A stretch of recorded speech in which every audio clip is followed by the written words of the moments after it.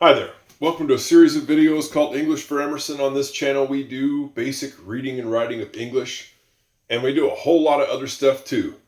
The channel just continues to expand. I don't mind telling you, today we're talking about boxing.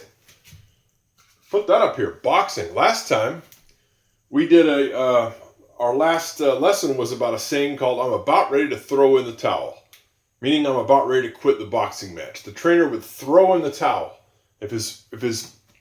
if the boxer that he was in charge of is getting beat up too bad. Well, of course, I got to thinking about boxing, and it's like, well, we got to continue with that. Why not? There's interesting sayings from boxing, and we're going to learn one today. You need something to write with. Something to write on with lines on it going side to side. And here we go. I'm going to start again with the letter I. Straight line down. Then across the top, left to right, and across the bottom. I'm. We started the last lesson the same way. I'm. I apostrophe M is short for the words I am. Put them up here. I am can be shortened up to I'm with an apostrophe. We kick out the A. I'm going. G-O-I-N-G.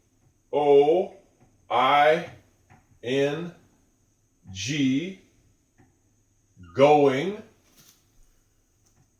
Well, you know the word go. Go away. I can say that. Go away. And then we got ing. I-N-G. Well, the ing basically is a way of putting a ending on a word to explain that it's action. Like, for example, I'm building a house. You don't say I'm build a house. You say I'm building. The ing at the end of build explains that there's action happening. I'm building a house.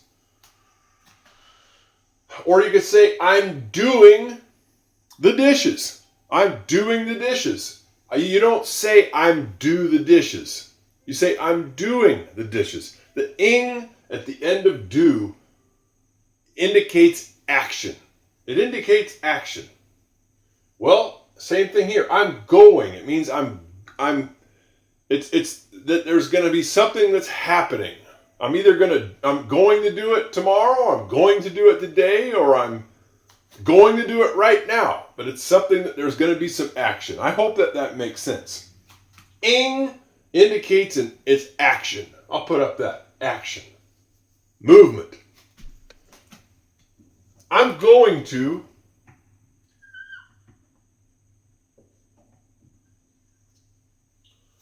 float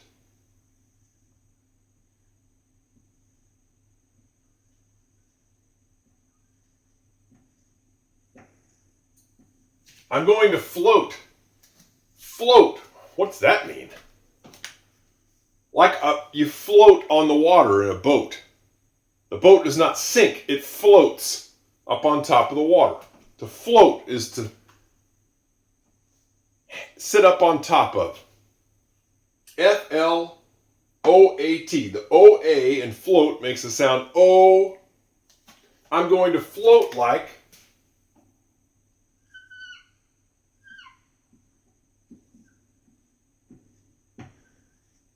a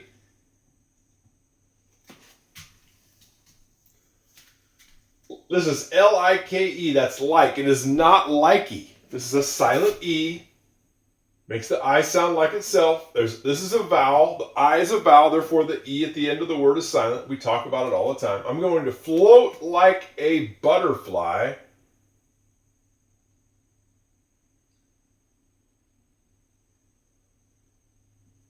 Long word.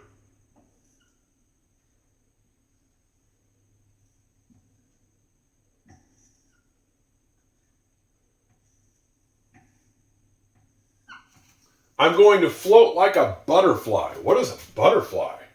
Well, I'll put up a picture of one. You know this thing, it's an insect. Beautiful insect, too. It's one of the most beautiful insects, the butterfly. Strange word, though, butterfly. Butter is what we make that out of milk. It's like the oil, the thick. I don't know how you even describe butter. It's like a solid oil that we make out of milk, butter.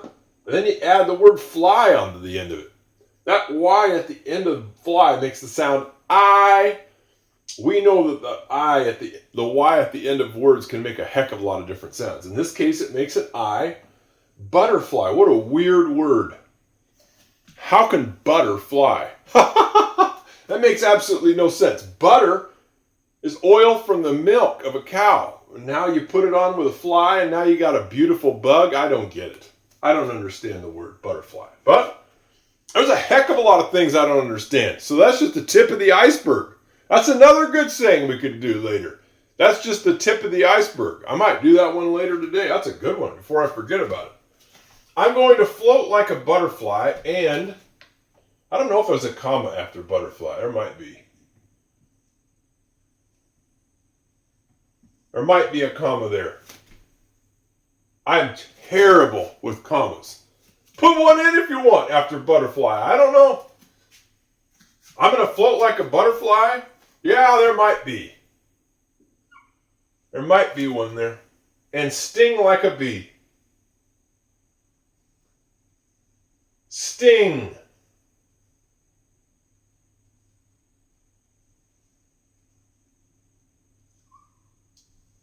Like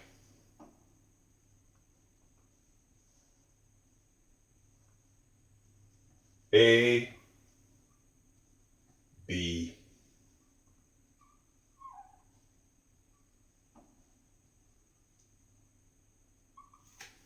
I'm going to float like a butterfly and sting like a bee. Famous saying. We'll talk about it after you get it all written down. I don't want to rush you. We know and, A-N-D, sting, S-T-I-N-G. Have you been stung by a bee or a wasp? I have, quite a few times. I don't enjoy it. I don't enjoy it. Wasps and bees have stingers. They're full of venom. Venom is like a poisonous liquid that they have a little needle on the end of their butt, basically, and they can sting you with it. It does not feel good. We already had the word like, L-I-K-E, and then a bee. A bee is an insect that makes honey. I'll put up a picture of one. You know what a honeybee is, I hope. They make honey and they have stingers. So if you get close to their nest, their hive, if you get close to the beehive, you might get stung by the bee. They do not like to have their hive disturbed because that's where the queen and all the babies are inside there. They protect it. I'm going to float like a butterfly and sting like a bee. That's a very famous saying in American history. And now I'm going to go off on one of my boring lectures. Back in the 1960s in America, there was this horrible beast. A horrible beast. Ooh, he was mean. Ooh. I'll put up a picture of him. Oh, terrible beast. His name was Sonny Liston. I'll write that up here, Sonny Liston. He was heavyweight champion of the world. And he was mean. Ooh! He was mean. He had a horrible childhood. A horrible childhood. His father was mean. Ooh! And Sonny grew up and he became horribly mean. And he was also incredibly strong. He had huge hands. Hands twice as big as mine, maybe. Maybe not twice as big, but extremely big hands. Very strong, long arms, tough. And he became heavyweight champion of the world. He could hit extremely hard. Ooh! People couldn't stand up to his punches. He would just knock them down. Well, along came this young boxer by the name of Cassius Clay. I'll put up a picture, put up Cassius Clay. This was the name he was given when he was born. Cassius Clay. He was extremely fast on his feet. He had very, very good footwork. And I guess he trained to box when he was a kid because someone had stole his bicycle. And he needed to get it back. And it was a bully in the neighborhood that stole the bicycle. The only way to get the bicycle back was to hit the bully in the nose. So he went to boxing school and learned how to box. Well, he was extremely good at hitting, but he was even better at not being hit. He was very fast on his feet. He was very, very good at not being hit. In fact, he would get out behind the house, maybe 20 feet away from his brother, I believe, and he would have his brother throw rocks at him. And he would get out of the way of the rocks.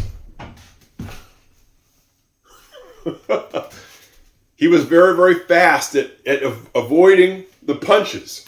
His brother could not hit him with a rock, is what I'm trying to say. He was very quick.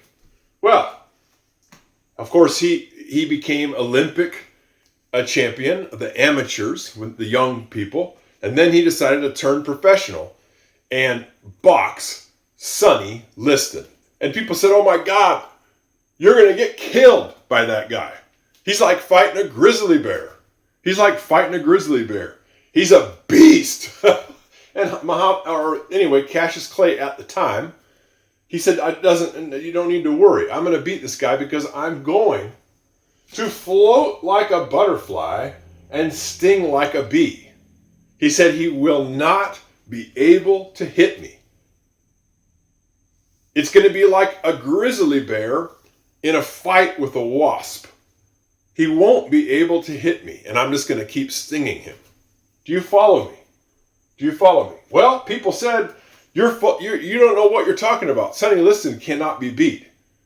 You're going to get seriously hurt. And Cassius Clay said, no, I'm going to beat him. Well, they had the fight, and guess what? Cassius Clay beat Sonny Liston because Sonny Liston could not catch him. He couldn't hit him. Cassius Clay was too fast. He floated like a butterfly and stung like a bee. And eventually Sonny Liston basically gave up. He wore him out. He couldn't hit him. And he kept getting hit. But he couldn't hit Cassius Clay. Cassius Clay was too fast. So it was a great big deal in America to have a new heavyweight champion, Cassius Clay, and at the time. And then, strangest thing happened. He converted to Islam, the religion of Islam. At the time, there was a lot of African Americans in America who were converting to Islam. There was a movement. There was a lot of change in the 1960s. I know this is getting off the subject, but just bear with me, okay? Bear with me, okay? There was a lot of change in America, and a lot of people converted to Islam. And he changed his name to Muhammad Ali. I'll put that up here. Muhammad Ali. And then another thing crazy happened is that at the time there was this horrible war going on that America was fighting in a country called Vietnam.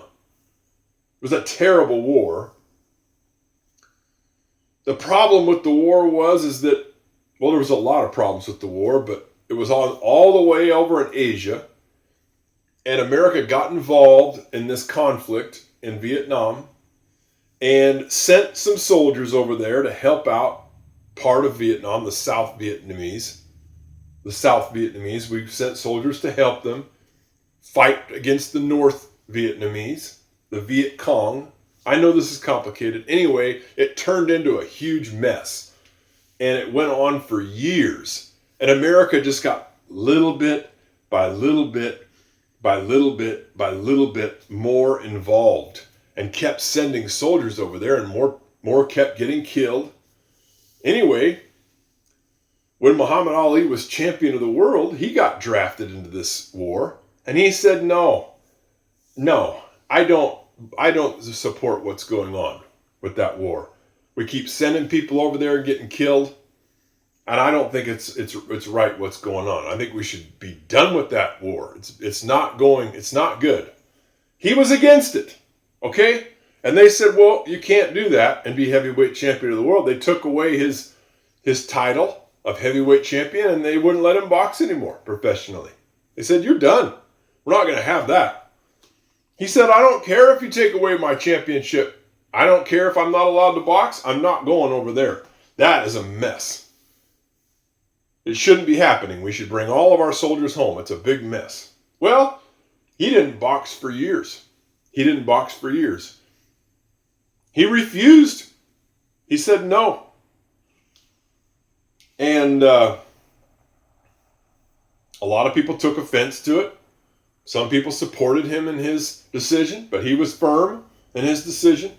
And then finally, after years and years and years went by, around the time I was born, the war came to an end. America lost. He was right. He was right. He said, "This is not going to go well." He was proved to be right. In the end, America had to bring everybody home after thousands and thousands and thousands of men were killed. Awful, awful situation. Well, he was right. And then after all this time went by, they said, "Okay, you can box again." He said, "What? Now? After all this?" He said, "Okay, I'll come back." Well, by that time he was pretty old. He was in his 30s, which is old for a boxer. Usually by about around the age 30, a boxer is done. He said, "Okay, I'll come back." Well, he wasn't quite the same when he came back. He was still great, but not like he was when he was younger. He had lost a lot of the speed that he had when he was younger. Anyway, still a great man and a great, great fighter. Came back and beat George Foreman in the Rumble in the Jungle. One of the greatest boxing matches of all time. He beat George Foreman in the Rumble in the Jungle and became heavyweight champion again after being away from boxing for a long time. Great story. Great story. Anyway, that's it. That's all I got to say on this edition of English for Emerson. And I can't remember, there was something else some saying that I came up with. I already forgot it. I should have written it down right here. Anyway, I hope you enjoyed it. A little bit of American history and a good saying with some new words. I'm going to float like a butterfly and sting like a bee. It means you're not going to be able to catch me, but I'm going to keep stinging you. It would be a horrible thing to get in a fight with a bee or a wasp, because you probably wouldn't be able to hit it. It's too fast, and then it just keeps stinging you. I hope it makes sense. That's how Muhammad Ali beat the horrible beast Sonny Liston to win the heavyweight champion of the world. He floated like a butterfly and stung like a bee. Okay, that's it. We'll see you next time on English for Emerson. Bye-bye.